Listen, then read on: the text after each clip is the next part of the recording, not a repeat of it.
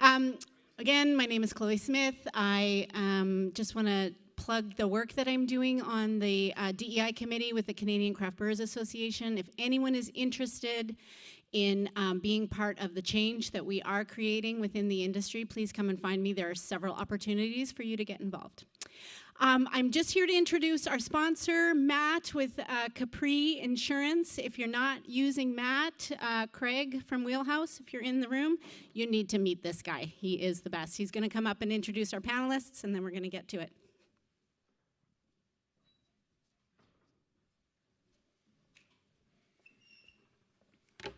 Thanks, Chloe. Yeah, Matt from Capri CMW Insurance. It's good to be in front of humans again. I'm going to get right to this because I got about 50 names I got to go through, so should have worked on my phonics this morning. Arun Subramanian, yes, VP Industry Health, Safety and HR at Go2HR. Arun leads the industry health and safety and HR programs at Go2HR. He is a human resources professional with more than 20 years experience, including over 10 years in senior leadership roles across all functions of HR and health and safety. He is a chartered professional in human resources and a certified psychological health and safety advisor. A change evangelist with a strategic collaborative mindset, Arun thrives on building strong relationships to help employers increase organizational and employee well-being. Do we give a little handshake for that? There you go. Jonny Morris, he's the Chief Executive Officer of the Canadian Mental Health Association of BC. For over 2 years, Jonathan Morris, go with the formal name, I like it, has been the noteworthy leader of the Canadian Mental Health Association BC division. He returned to CMA as a CEO after almost 2 years in the public service working for the Ministry of Mental Health and Addictions, where he played a key role in helping build this new ministry from the ground up, eventually leading the policy and legislation branch as senior director. Jonathan has a long research and practice history in suicide prevention, has trained as a counselor, and has held sessional teaching appointments at the University of Victoria and Douglas College in child and youth care.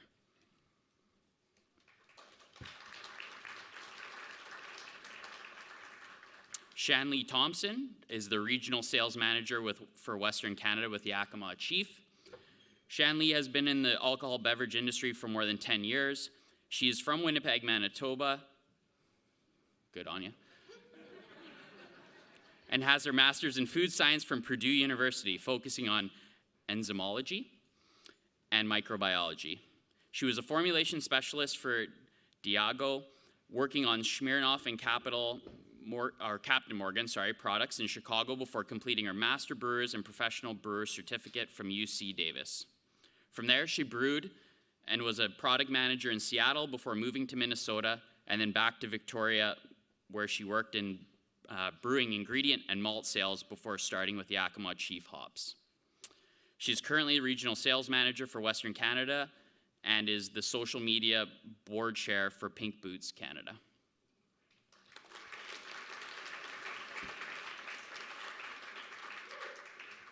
Bjerrisgaard. Get a nod? Got it? Yes. Head of Commercialization, Small Gods Brewing Co. In addition to founding Small Gods this past year, Chris has over 12 years of experience in craft brewing industry, including roles as marketing director at Vancouver Island Brewing, a founding member marketing director at Vancouver Craft Beer Week, and marketing manager at Parallel 49 Brewing and Central City Brewers.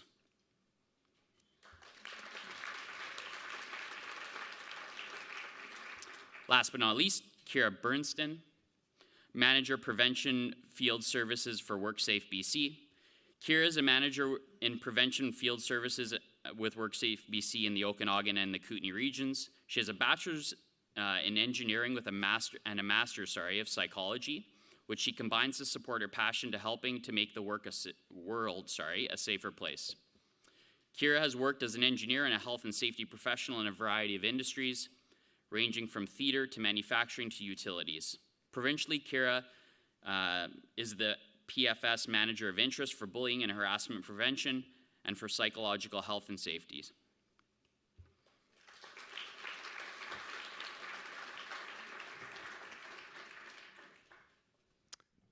I guess it's over to me. Thanks so much for that great introduction. And I will introduce a late addition to the panel on the far, your right over there, Heather Kirkconnell, who works for the provincial government, works at the Ministry of Mental Health and Addictions as the Director for Workplace Mental Health, and has been in public service for a long time with a real emphasis on public health and mental health promotion, and has been a huge supporter of this work alongside Arun and us for a number of years here, and so grateful to have the province represented on this panel too, Heather, so thank you.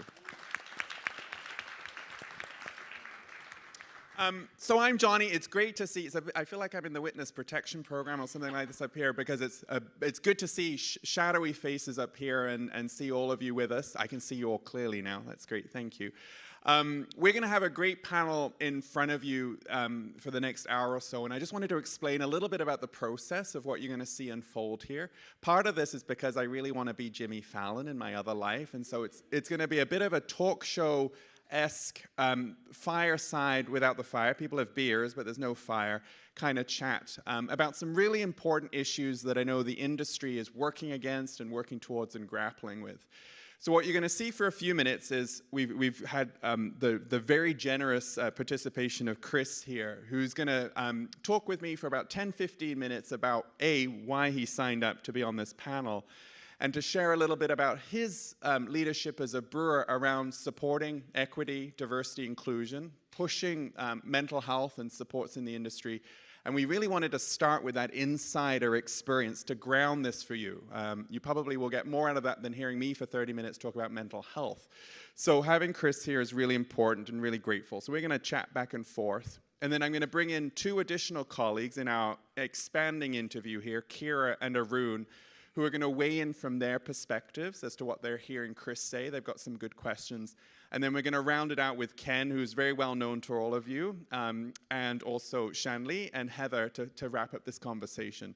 We're going to have some time at the end for Q&A from you, and what we really want you to leave today with are a sense of where to go for resources, that you've got a whole group of allies up here, including the Canadian Mental Health Association, who can help you. One of my board members who's opening a brewery is in the audience, so I'm a little nervous to have him here too.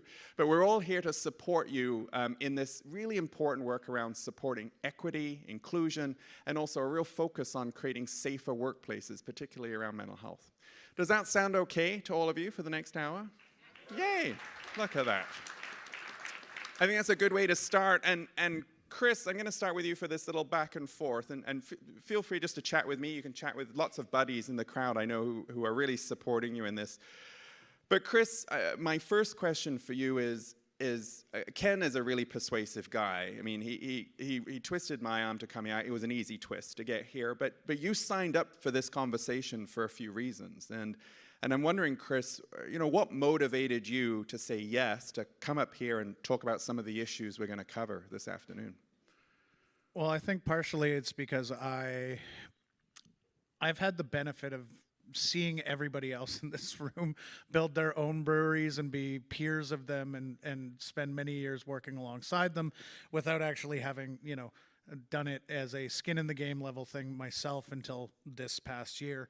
And through that, I got to see the benefit of so many different people, how they've approached this, where there's been success, where there's been hardships, and I think we've launched intentionally and with fairly early success on having a DEI program at our brewery. And so to be able to kind of give back and summarize what I've learned from everybody else in this room, applied, and then, can show success, I felt it was good to, kind of pay it back, so to speak. And I mean, I've met you just a couple of times, but I've been so struck by the humility, like the humble approach that you bring this, like to kind of hold up your colleagues who've kind of paved a way around equity, inclusion, tackling sexual harassment, bullying in the workplace. And what a good way to start by honoring, the achievements of your colleagues in the room. This isn't easy work, is it, Chris, kind of building this approach? Or would you say it is easy? No, I mean, it takes more effort than I think, a lot of small businesses are necessarily prepared to even put in. But at the same time, I think the value of it is so much higher that you know, it is a lot of hours. There's a lot to doing it correctly. And there's also, it's not done. It's never a process that you're then finished. You don't put together a, in our case, 40-page employee manual, expertly written by my wife, have one meeting about it, and then, okay, cool, we're fine now. That doesn't take place. So it's always a constant investment, a constant piece of work. But at the same time, the things you can avoid, the problems you can avoid, or the benefits you can get out of it in return, I think show a positive ROI. Like, even on the levels of raising money to start a business, start a brewery, you know, I had these questions where actually my banker just happens to be downstairs, Riddy, who's with BMO. And, you know, we had a big DEI section in our business plan, and I had advisors around that. And, you know, kind of the questions that would come up is like, you know, the why behind that section. And I'd start with morally, it is the correct thing to do, first and foremost. But if you want a business case for it, I think, you know, not having to retrain staff, having good staff retention, you know, those sort of things have a financial benefit. Also creating a, you know, if you're going to go the sales and marketing route, the USP that's associated with creating a safe and inclusive space. You know, I don't need the racist dollar. I could give two shits about it. So, but I know the loyalty you can gain from communities of marginalized people when you create a space that is comfortable and safe for them to be in, and they know they are welcome, will far out benefit than, you know, catering to some racist bigot who's just going to treat your staff like shit. So from both a not having to spend money on training constantly, and also from a consumer loyalty perspective, I can also give you the business reasons.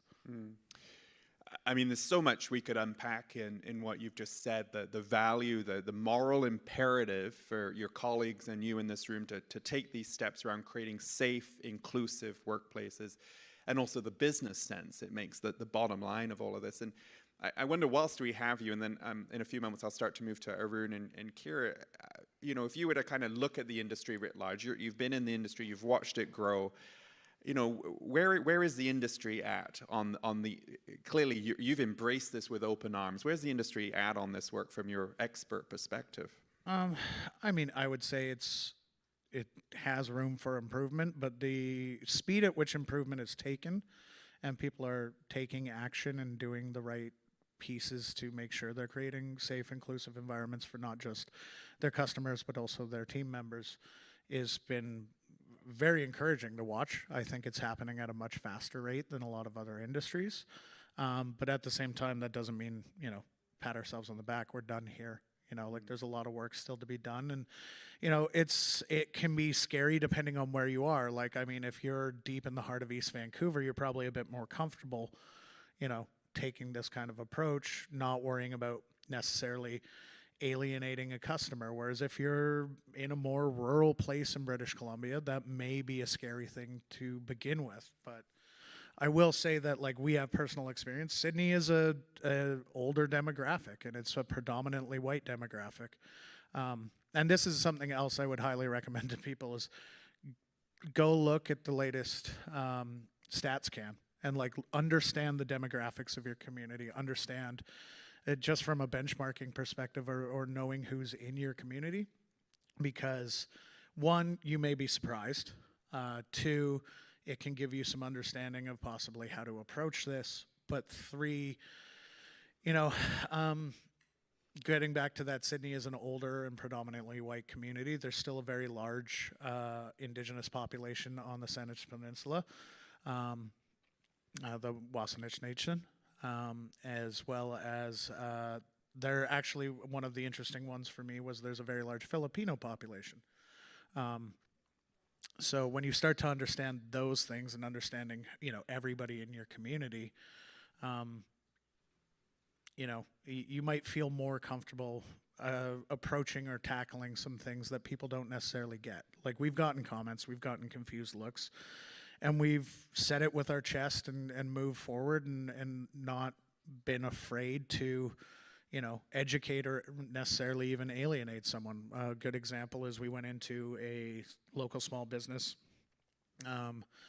that we were dealing with to get some supplies off of, and the person who owned the business, she seemed a bit confused at first that both Jonny, my business partner, and myself had our pronouns in our email signatures, and she was like, I don't, like, she was kind of confused, but then we just told her, we're like, we have trans staff members, and we want them to feel included and safe in identifying who they are, and us respecting that. And so it's a show of solidarity with that. And she was like, oh, okay, that makes complete sense. And like, that was the end of that was it. There's another example where we may have lost a couple customers necessarily, but we may have gained a considerable more respect out of some others that happen to be in the place. Where the other day my wife was in the tap room, and there were two older gentlemen who she could overhear were kind of discussing trans people, and were like, kind of using language that I wouldn't say was particularly hateful, but I would say is ignorant. And it's one of those things of like, you can't just pick your identity and blah blah blah and the science and all, usual shit you'll hear. And so she went up to them and was like, hey, just so you know, that's not welcome language within this space. We have a code of conduct on the door. And they tried to debate her a bit, but she ultimately shut it down with like, they tried to say, well, what about tolerating my opinions? Doesn't tolerance go both ways? And she was like, I'm not going to get into the tolerance of intolerance fallacy. Like, you're not going to get me on that. And he tried to explain some other things, and she was like, yeah, but that actually just proves my point. And, it didn't get too intense. She was just like, if you want to continue this kind of form of conversation, you can't do it here. I'd appreciate if you settle your bill and leave. Or if you want to end the just stop now, then that's fine, and you can continue about your day. And they settled their bill, they left, whatever. And, she's sitting there, and there's a room full of, again, older white people within the room. And she's like, oh, fuck. Like, wondering, like, did I not just lose 2 customers? Did I just lose 20? Like, what, oh, no. And she sits down, and this group of older ladies at a table behind her get up, and they're like, you handled that so well. That was so excellent. And then there was just some, like 30-year-old dude with his baby who was like, I love that you're just sticking up for your people. And like, she got a lot of praise within the room for it.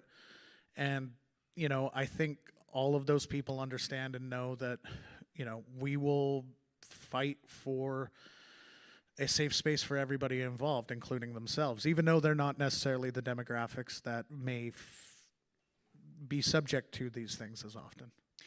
And this was your wife, right? Yes, that's my wife, Sierra. So all praise to Sierra on that. That's well, next time we'll have Sierra and you on the panel because well, first, I was remiss, actually. It was helpful to have you remind me that today we're on unceded ancestral Cocomelan-speaking territories, and your reminder of really knowing your context and acknowledging that context really resonated with me. And then just to hear the strength of allyship, performed by Sierra, your wife, in that moment, which can feel scary, precarious. Am I going to lose business? All of those pieces. I just have one last question before I go to Arun to build out this panel even more. Many of us are really concerned about the mental health implications of all of this. We're still moving through whatever this phase is of the pandemic, and many staff across the industries we've served with the support of the province have really spoken about things that were unheard of, perhaps. Customers coming in and just yelling and screaming at people. Staff worried about their own ability to make ends meet. All of these stresses that have kind of been, I think, brought into clearer view with a pandemic, and also the ongoing crises that are really at play in this province. You said you've got some ideas about the mental health side of this, and you've got some thoughts on it. Just a quick weigh-in from you there, Chris. I'd say I more have a story that probably will help resonate how we're approaching it. Is we had a customer come in the other night, and like our current hours on the door and on the website say 11 a.m. to late.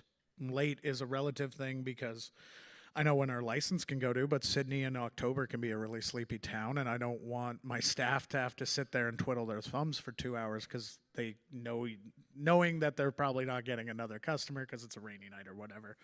And so it was a very quiet evening, and this gentleman came in and with a couple of friends, and she was just closing up, but she was like, "Hey, I can serve you some beer to go. Like, we have cans, etc." You know, like, and he started berating her about the timing on everything. And, you know, she ultimately actually caved to him and accommodated, and as best she could. But at the same time, he was intimidating her and like yelling, "I'm gonna give you 1 star. I'm gonna give you like all this stupid shit."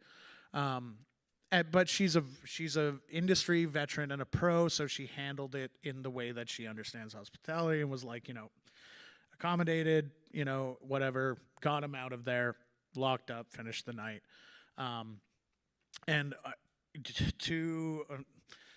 you know, we've created an environment where she was able to then report that to us pretty much right away. So we were made aware, and then we saw this 1 star pop up right away.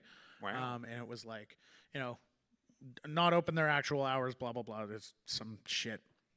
And like I looked and I was like, this guy wrote this like as he was sitting at the bar, clearly, like at being served, still being an asshole. So I replied and just kind of gave a like, hey, here's a understanding of our hours. This is how the system works. Google doesn't let you put a nebulous close time, so we have our intended close time, you know, outside of that listed. And with all that in mind, I recounted the story of how he treated her, said, you know, I will not accept this kind of bullying in my establishment, and, you know, you're banned. Go away. I never want you to come back. To which, you know, she felt greatly supported. And in addition to being, you know, a woman in a pretty tricky environment, she's also a person of color. So, you know, adding the layers of, you know, some asshole white dude being able to intimidate you. And through that, she was like, you know, the way we responded to it, the way we handled it, the way we basically instantly were like, no, we got your back and this asshole's banned.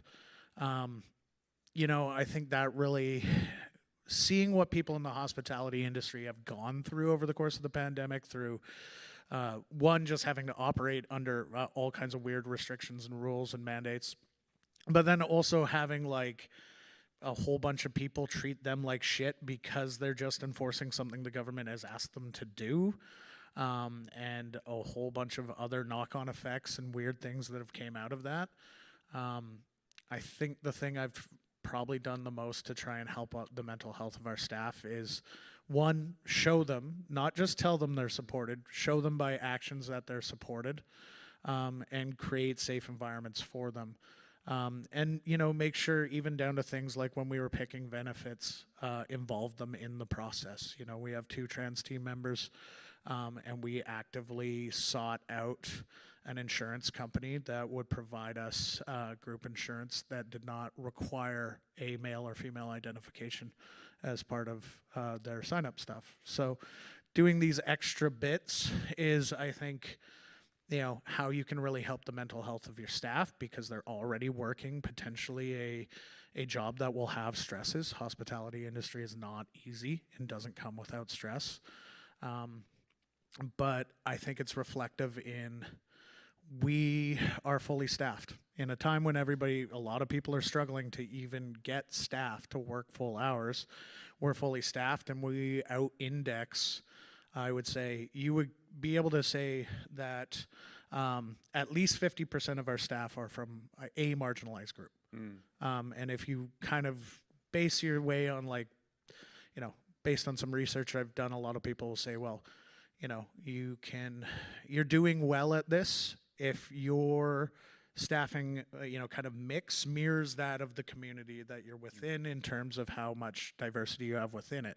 And I can tell you that 50% is not the South Island, and we're over-indexing in a pretty strong way. So Yeah.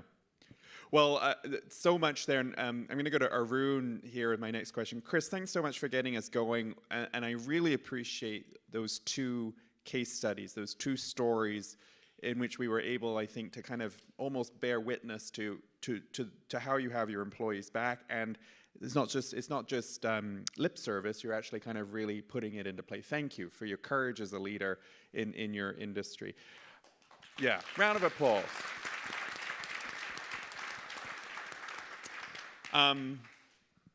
We'll circle back to you, Chris. I think, Arun, this question might already be answered, but I think from your perspective as a leader in an organization that can really be of service to so many of the breweries and leaders and suppliers in this room, Chris has really helped us to define, what a respectful workplace is. And I'm wondering, given what you've heard from Chris and your own thinking, is there anything you'd add to that definition, Arun? Sure. Thank you, Jonny. And before I begin, I just want to acknowledge Ken and the BC Craft Brewers Guild for shining a spotlight on this very important issue and making it a part of this conference. And I think from the turnout, I can see that it matters to a lot of your membership too. So thank you for that, Ken. To your question, Jonny, instead of defining what a respectful workplace is, I'd probably venture some characteristics that are typically found in what you would term as a respectful workplace. And I think one of the first things and the critical element for me is the focus on fairness. These workplaces treat their employees fairly. So that's a big piece and a foundational piece where fairness is there across all dealings with employees in these workplaces. Secondly, a focus on accepting differences. Again, as Chris mentioned, our societies are getting increasingly diverse, and so are the workplaces. So accepting that people who are there in your workplace are different. I mean, they all look different, maybe talk different, think different, and to be able to acknowledge that they're different, but also value the difference and see that as a strength for the organization is another critical piece. And then, you'd see that a lot of these organizations put a lot of emphasis on communication. So they're able to communicate, across the board, open communications, transparent, respectful communication. And also, a focus on conflict, acknowledging that conflict exists in the workplace, but also finding a way to address conflict quickly and resolve it fairly. So these are some of the pieces that you'll probably see as characteristics across the board. And maybe finally, recognizing that your employees are individuals. They're people with feelings, they're people, with dreams, aspirations, goals and objectives. And maybe as an organization, what's the best that you can do to support them, maybe realize some of these things. So that's another trait that you would see. So you'll see that it's a mix of all these things. It's a combination of these things that you'd see in what constitutes a respectful workplace. And if you were to look at that slightly differently, maybe from an issues perspective, you'll see that these workplaces typically place a lot of emphasis on mental health and wellness, and not just the physical safety of their employees, but also their mental health and wellness. And also, as Chris mentioned, creating a safe space, where discrimination and bullying and harassment is absent. And of course, promoting equity, diversity, and inclusion is a big piece. And finally, having HR practices and policies that can really hold up some of these pieces that we spoke about. So, and again, not suggesting that it's a one-size-fit-all kind of approach. I think each workplace is pretty unique, but these are probably guiding principles or themes that you can probably employ in creating that workplace that is respectful. Just before I go to Kira, who works at WorkSafeBC, there's particular requirements and legislation in place around this work that we should all be aware of. Arun, when I heard Chris describing what he was describing, there was such an emphasis. There didn't appear to be any choice in what Chris is deciding to do. There's a morality to this. There's a business and a moral reason for doing the things that Chris does at the brewery there.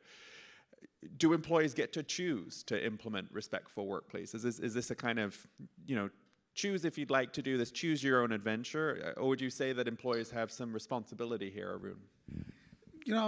I think that question can probably be answered in a few different ways. Kira will probably speak to the regulatory side law, of it. Yes. And where it's increasingly becoming a requirement from an employer's perspective to be cognizant of all these and do something in that space. But also, I think what Chris mentioned earlier, it's definitely the moral imperative. It's the right thing to do. But also recognizing that, the world around us has changed significantly. I mean, what was acceptable or even tolerable a few years back is clearly not anymore. And you see that, society's tolerance of these is steadily declining for bad behavior, and that's reflected in the workplace too.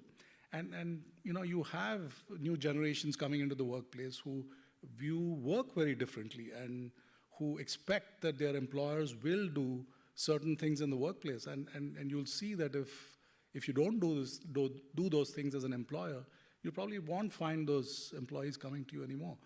So, today it's in the past, even a decade back, you'd say that if you had good people practices, you could, it's a differentiator for a business. But today, I don't think it's a differentiator. I think it's survival. I mean, if you don't have good workplace people practices, you're really going to find it difficult to survive in this tough labor market where employees have choice.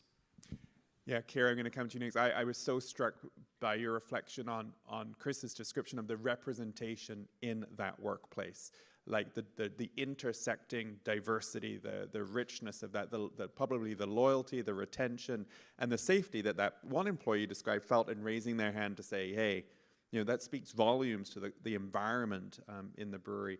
I mean, WorkSafe, I think, has been very familiar to many of us, Kira, over the past few years. I've been particularly grateful as a leader to have the advice and the support of your agency through a really difficult time around the pandemic. And I know WorkSafe has a lot of involvement around preventing bullying and harassment and those things. And we don't want to create lots of fear about you being a representative of the law in the room, but there are regulations, there are rules, there's legislation about this. And I wonder if you could give us some headlines about those important responsibilities we have in the context of legislation and regulations, Kira. Absolutely, thank you. And I also don't want any of you to be afraid of WorkSafeBC. Kira's safe, very safe person. I'm safe, yes. I try very hard to be a person who is not intimidating, although I'm told I sometimes am just by virtue of being 6 feet tall, but we'll skip that part. Anyway, we do, though, have some regulations, as you mentioned, Jonny, and I'm going to throw a little plug out here. We're actually updating the harassment and violence prevention regulations, and they are going to be going for public consultation next year. I'm told tentatively Q1, although everything's tentative when it comes to government and legislation and stuff. But if you are interested in providing feedback, just keep an eye on our website. But we do have a policy which requires employers to take all reasonable steps to prevent bullying and harassment of workers. And that includes bullying and harassment from fellow workers, but also from members of the public and from outside persons, basically from any source. Cyberbullying, phone bullying, in-person bullying, it doesn't matter. You need to have the policies and procedures in place to help you address that. And there are also requirements to have policies and plans in place to prevent violence. And hopefully violence is not something that you're seeing a whole lot of, but we do know that it is something that is increasing. Violence in our legislation does include threats as well as actual physical violence, just because, there is the psychological trauma involved in that. It's whether they hit you or whether they tell you they're going to hit you the next time they see you, there's still that trauma there. So we have a lot of resources, which we did try to put out during COVID. The ones on the table there actually is not available on our website. It is one that we hand out when we're doing psychological health and safety inspections, which just it's a one page that you can stick on a bulletin board at work that has a section on how to recognize mental health issue and start the conversation, who to reach out to, and how to get a claim started should you need one. I did want to actually reflect quickly, if I can, on something Chris said, though, around your wife's response to the two gentlemen, using the term a little loosely, and the response from the other customers. And what you're seeing is also what we're hearing on the WorkSafe prevention line. We do have members of the public who call us and say, I went to such and such a facility or establishment. They were allowing someone to berate their worker, or they were berating their worker. I will never go there again, but you need to go do an inspection and make sure those workers are protected. So it's such a good example there. Let's go to just back to Arun for a moment on resources, because you triggered, and then Ken, I'm just going to put you on notice. I'm going to come to you and that crew over there, just because I know you've been, you've got lots to say on this work as well. But for many of us, I mean, I've been in the mental health world for 25 years. We've got oodles of resources, and Heather's likely to speak to this in a little minute. It's hard to know where to start, and Ken's really impressed that upon us in the planning for this panel, is we want people in this room to kind of start to go, they can access a resource, there's help up here, we can walk along people, and we'll give Chris the last word on that later. But what kind of resources, like I think your Safer Spaces work is a really good example, and some of the work you're doing with us at CMHA, I'm biased there because I think it's brilliant work. But for the folks in this room, like, can you help them signpost to where they can find the kinds of supports? Chris's handbook is a good one. We should, the handbook that Chris wrote for his organization. But where can people go? Absolutely. As you said, Jonny, we have a lot of resources, and for maybe the audience who's not familiar with who we are the HR and Health and Safety Association for Tourism and Hospitality. So all this pretty much lies within our wheelhouse, and we have a ton of information and resources around all this. But I think as a starting point, also I'd say that for employers, it's first talking about it, for actually acknowledging that this is an issue and this is a problem, they need to do something with it. So it comes with that focus and actually wanting to do something in that space. But having said that, unpackaging this a little bit, as you mentioned, mental health is clearly on top of it, and the big piece of that is for the partnership that we have with the Canadian Mental Health Association, and I must call that out for all that you've done in helping us provide or put together those resources that we can provide for the industry in mental health. And what does that look like? So we have the Mental Health Hub, which is essentially a resource, online resource library of sorts, which has a whole lot of resources related to, safety talks around mental health. There are webinars like, empathic leadership, for instance. Then we have a 3-level training program, which is a care training program, which addresses mental health needs for everyone in the workplace. So there's, a general overview on mental health and what it entails. There is one specifically for managers, in terms of how they can support their workers for mental health. And finally, the 3rd level is around supporting senior managers who want to implement a workplace mental health program in their workplace. So there's lots of different training programs on the Mental Health Hub. And we also have 2 learning coaches. They are psychological health and safety learning coaches, and their role essentially is to act as concierge, to help employers kind of find some of the resources that may be relevant to them, because there's so much that's out there to actually have that conversation with employers and help them navigate through some of the resources that are available. I must thank the ministry as well for funding this initiative. I mean, I think this was very opportune funding right after the pandemic. There was such a big need for mental health support. I think the ministry did a great job in helping us fund this piece. Apart from that, you mentioned the Safer Spaces initiative, which is again something that we've done with Justice Canada. It's again a 2-part training program to address sexual harassment, specifically in the tourism and hospitality industry. There's one aimed at employers, that is managers and supervisors, and another course for workers.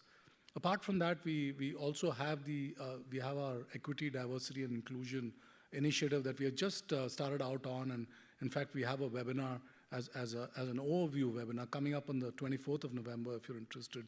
Again, to create an equity diversity framework for employers that they can implement in their workplaces.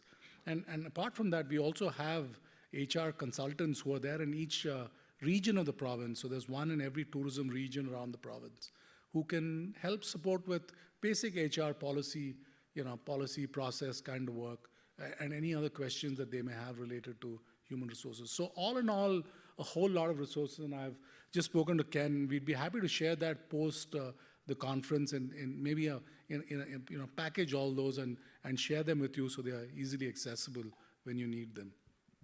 Thanks, Arun. And Kira, I'm going to come back to you after I go to Ken. Just broadening the panel even more, and hopefully the audience can just see the level of care and concern across sectors for this issue. And I've been really struck by what I've heard from you. I mean, you're an industry leader. You kind of hold this role across many members within the Guild. And when I first met with you in planning this, I was just so impressed by the commitment you made to advancing this conversation, sponsoring this conversation today, and supporting your colleagues in this room around what can be tricky work. Why do you care about this, Ken?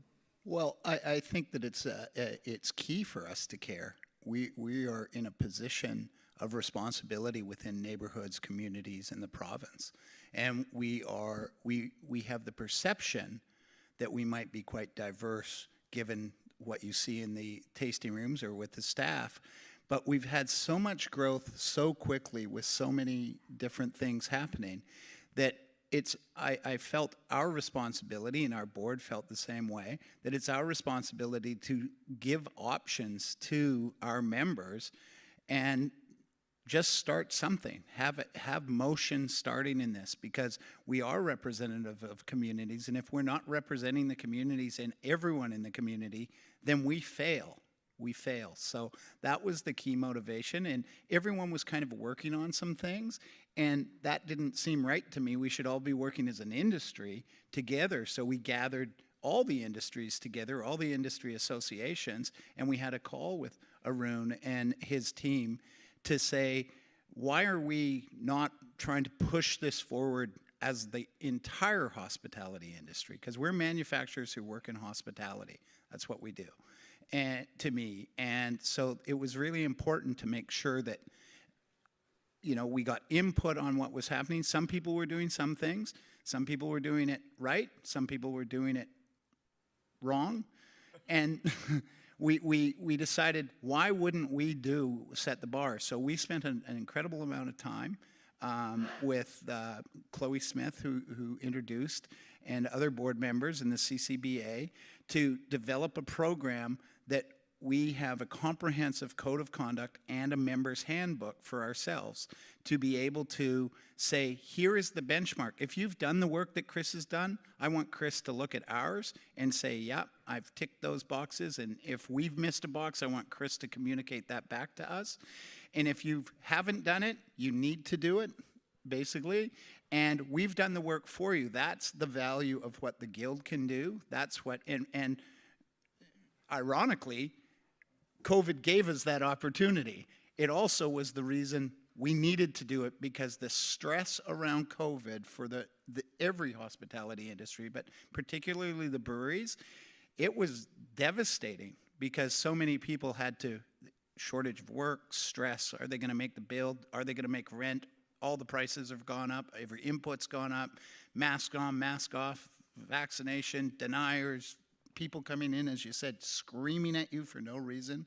19-year-old kid at the front desk getting yelled at by some guy my age. Like, that's just not fair.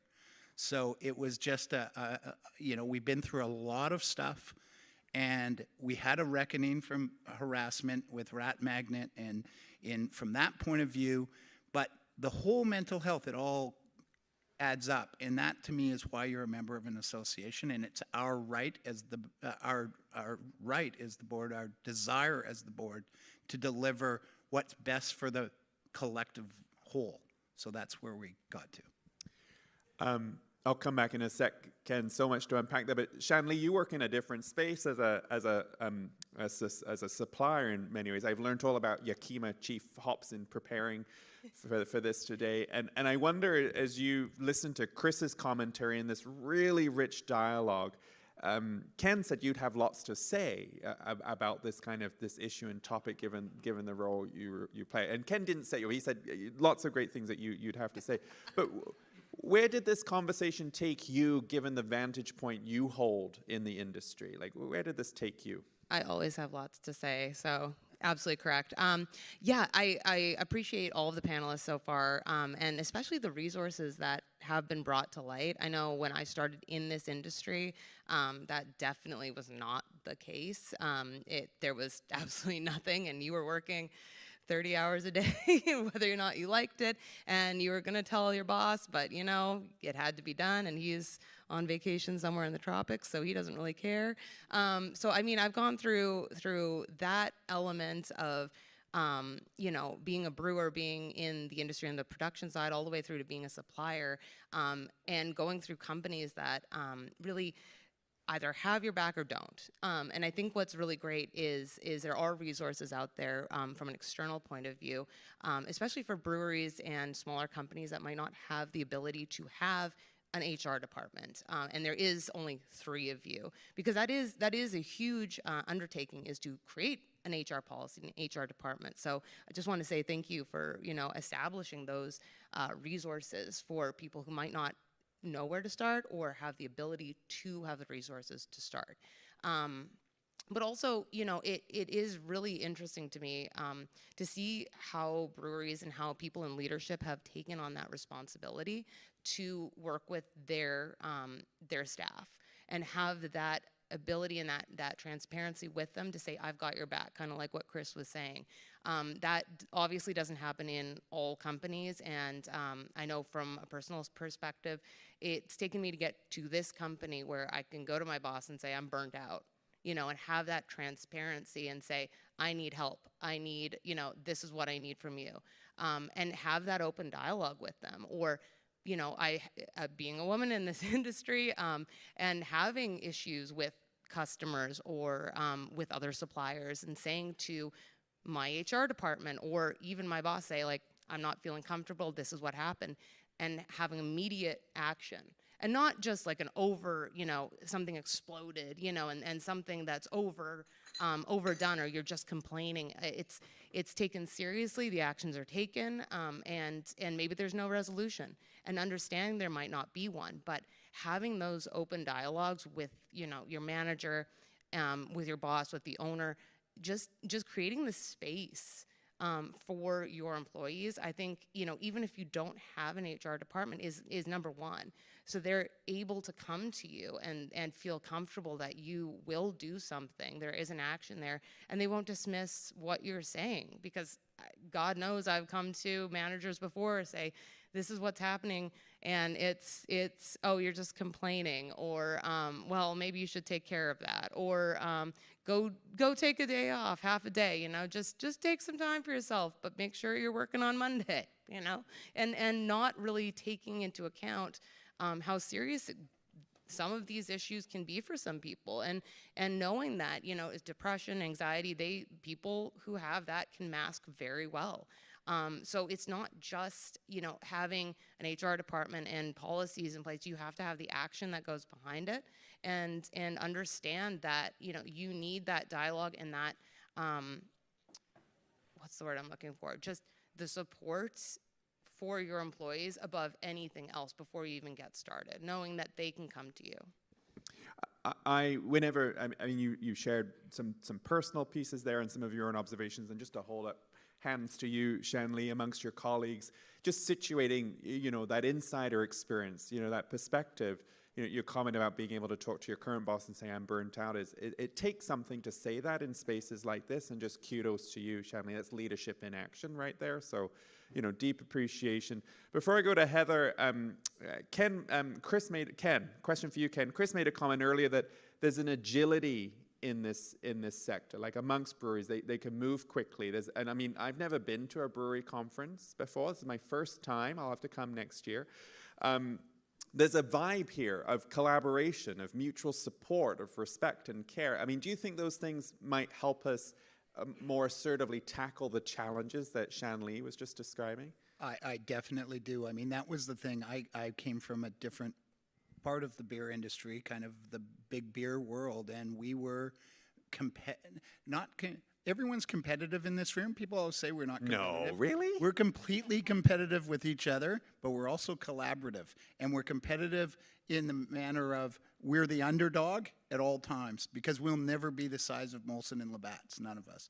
So we're always in an underdog position. So there's that camaraderie of we can do better in a lot of ways, whether that be in sales or how we conduct ourselves. And in this situation, I feel that collaboration can be pushed forward as long as we have these tools. And when we heard of all these tools that were available, and some people doing the work and some people not, trying to do the work, but it's hard. And as we heard yesterday, it doesn't have to be perfect. Just make progress. Yeah. Yeah. We don't need to hit it out of the park. We need to get on base and just start for that. So I believe in I haven't had anyone, and maybe they wouldn't, but I've not had anyone, why are you wasting your time with that? That's super interesting. That's why we wanted to bring this panel today. I had no idea that this existed. I wouldn't do this, but if you weren't here, I wouldn't do it. I would ask how many people knew Go2HR even existed. So, and that's not Go2HR's fault. That's our fault, because these people work incredibly hard, and they're in kind of funnels, in silos, just work, and it was magnified through COVID. And now we have the opportunity to, hey, how do we get better? Production's up, all the openings, breweries are opening, we have the highest market share, so all those metrics are good, but we've left behind kind of maybe the most important piece of the community or the culture. Yeah. And that's the piece that's the hard work. Chris did the hard work, right? And we want to let everyone know, let's do the hard work, but let's do it together with everyone here. Yeah, free programs, HR access and support. Free's good here. Free's good. They like free. And on that note, before we go to Heather, and we've just got a few minutes left because I know at 2:30 we have to break for the next part. Kira, when we were in Richmond a few months ago talking about these pieces, you flagged the role of prevention officers and the resources within WorkSafe that can actually go out and support and deliver presentations. Did I hear you right on that count? There's good resourcing within WorkSafe to support breweries or industry leaders with these kinds of questions? Absolutely, absolutely. We have actually teams of officers as well as consultation and education specialists who are trained in bullying and harassment prevention as well as psychological health and safety. Happy to come out and talk to you in your workplace. Happy to do a presentation should you have a group of workers you want to get a presentation to. Happy to talk to you about psychological health and safety risks and how to include your workers in those conversations. I'm going to lean to Chris again because I think I inferred this at least from something he was saying around the importance of including the workers in the conversation, and they will come up with really good ideas. They will help you find the risks. They will help you fix them. It is not all on you as the employer, but our officers are 100% happy to support you on it. We are not big, scary people with big, nasty sticks. We love you and want to help you, especially you, because we love beer. Kira was lamenting she can't drink on the job, and so because sitting next to that Lojo lager there. Good product placement, by the way, Chris. That's good. Yeah, I can tell I'm in marketing. Yeah, absolutely. We've got a few minutes left, and Heather, I think your vantage point as a funder with the province, government's strategy around this is so key. A couple of questions for you. Where did this panel take you in your own thinking? And before the panel, you were sharing a little bit of a hope around kind of the collaborative energy that might come out of today. So Heather, what's your take? I'm so excited. I love craft beer, so this is exciting to be here. And I think it feels so hopeful. Often we hear in the world of psych health and safety that it's daunting. We don't want to get it wrong. There's a lot of fear and worry about doing damage because we care so much about people. And when we stood up these resources, especially on the heels of COVID-19, it was really about doing more than just putting up webinars and developing training, but building a network of care around those programs so that you had people to call. There are great resources through WorkSafe, through the prevention officers, and then the learning coaches that are new, that are embedded within Go2HR, are really there to support you. That's their full-time gig, is there to support you through the development of programs and policies and to walk alongside you as you support employees on their journey through psychological health and safety. And so it's always such a good reminder to hear firsthand from the folks who are doing this work, Arun and Kira and Jonny, and so when it comes to life like that, it's just so inspiring. So thank you for bringing that work to life, and I hope that the folks here my hope is that the care that I see in this sector and the collaboration, that we can leverage that to do great work in psych health and safety. And I think there's something, what I love about this program too is we're really, we're quite creative. Like we don't have, although we've got this program and it works this way, CMHA are masters at also customizing pieces. They probably hate me. You probably hate me for this because it adds a lot of work. But we don't take a one-size-fits-all approach either. But I think with the collective here, you guys can support one another to do this work. And so if that means trying to find a way to do some peer support or some cohort learning together, and that you might benefit from joining forces with other brewers to learn from one another and see who's doing what. Like those are things that we can help facilitate, and that's why we've got learning coaches to be high touch here for you. It's not just something that we think you're just going to take down a piece of learning and then walk away. Like we really want to bring these to life and change organizational culture, and I do think these tools can help you do that. So it gives me a lot of hope. So thanks for having us. And I think Heather had this lovely idea of maybe piloting a small collab on the island. So I was nudging our dear friend Chris here, and maybe others who could, pair up, as you're saying, and not just have to attend a presentation or a panel like this and go away, magic, it's done. Like your example, you write the handbook, you get it blessed, and off you go. That there could be some kind of really good collaborative work within communities, and that's what we at CMHA and Arun and WorkSafe, we're really committed, along with your support, Ken. We can get Hoppers distributors involved too. You could be an ambassador for that too, Shanleigh. So very, very cool. We're almost at time. Chris, I want to give you the last word here. Do you share the hope that Heather just expressed? Yeah, absolutely. Like I know the people in this room. And everybody's They're pretty intent. cool. Yes, the intent is there. Like, and we are, there was the old adage of like Sam Calione used to say, beer industry is 99% asshole free, and then, through the reckoning, we kind of jokingly said maybe it was the other way around. But the reality is it's not. I think there's, people have made mistakes because these are very difficult businesses to run. We're operating hospitality companies that also are manufacturing companies that are also distributors that are also sales, and on and on and on and on.